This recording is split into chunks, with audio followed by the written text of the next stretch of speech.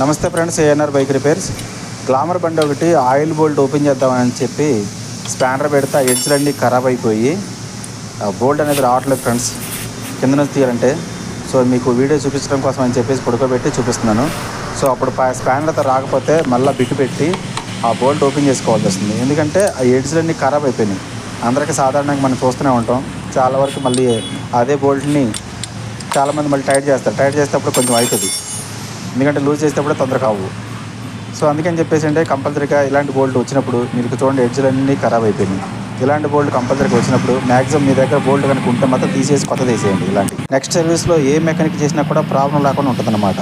అందుకని కొత్త బోల్ట్ కంపల్సరీగా వాచర్ కూడా వేసుకోవాలి, ఆయిల్ బోల్ట్ వాచర్. ఈ వాచర్ కూడా లేకపోతే మళ్ళీ కంప్లీట్ టైట్ చేసినా కూడా ఆ సైడ్ నుంచి ఆయిల్ లీక్ అయ్యే అవకాశం ఉంటుంది. కాబట్టి ఖచ్చితంగా ఆయిల్ బోల్ట్ వాచర్ కూడా ఖచ్చితంగా వేయాలి. ఈ వీడియో కనుక నచ్చితే కనుక లైక్ చేయండి, సబ్స్క్రైబ్ చేయండి.